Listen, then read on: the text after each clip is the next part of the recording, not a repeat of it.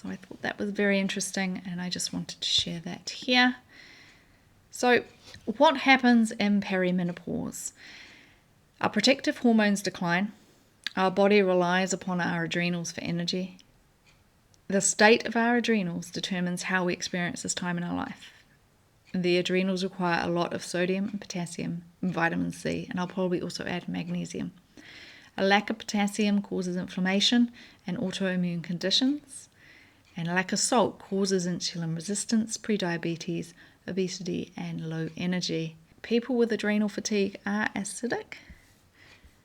And how do we support the body at this time?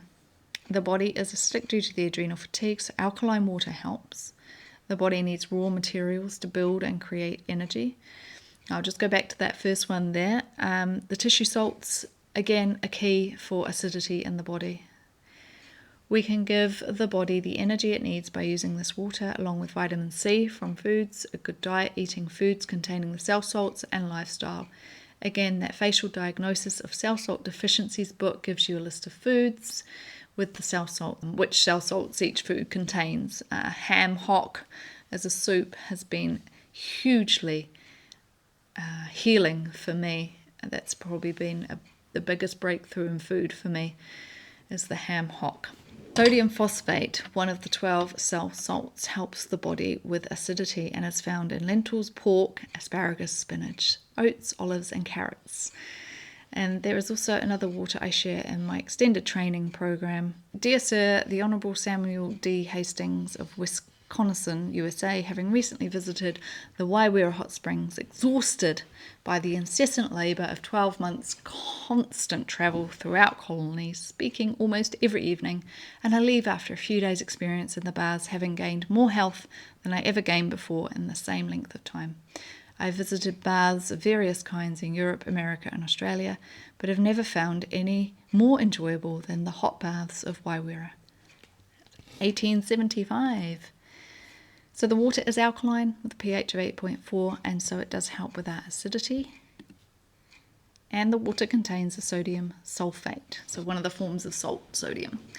In the book Facial Diagnosis of Cell Salt Deficiencies, it says that sodium sulfate is good for the liver. Why should we be interested in the liver? To support our hormonal system, we need to support our livers.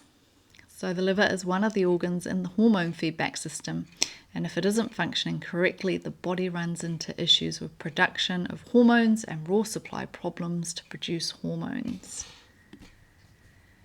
So rheumatism and gout. According to the book on facial diagnosis, the cell salts needed for these conditions are all 3 sodium cell salts. For the gout, nat sulf, one of the sodium cell salts, is needed for the rheumatism, as well as kalimur, kaliphos, which are 2 potassium cell salts, and the calcium calcphos. So isn't that interesting? They confirm why the people got this healing at this water, in this water, because of the contents of these cell salts, those 2 books. The water at Waiwera has been shown in the old analysis in Mary's book to have these cell salts, and the book shares many success stories with people suffering from these conditions regaining their health. So there is an abundance of minerals in that water, and there is also boron, the essential mineral boron. Not many people talk about. It was actually prescribed to people back in the 1920s, 1940s. I think it was called boric acid, to heal people when they came into the doctors because they weren't feeling very well. I'd never heard of it before, but why is it so important? If you turn to page 193 and read the last paragraph of the book Abundant Healing, and page 196 and read to the end of page 197 and to the top of 198, you'll discover it. But those links are in the description just below. It increases the lifespan of estrogen in our bodies. When we go through this stage of life, women, we need all the help we can get to support our estrogen levels. So this is a natural solution and has been shown to be in the water here at Waiwera. Nutrient-rich water is key to healing. That is in my book, Abundant Healing. All right, words of caution.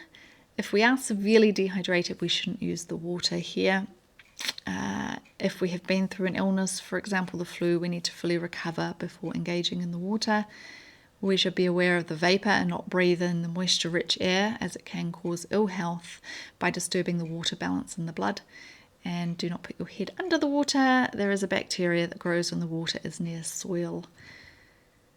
So thank you so much for completing 4 lessons. If you would like to have a further lesson, so if you found value in this information here, I'm sure you'll find a lot of value in the next lesson. Okay, thank you, much love.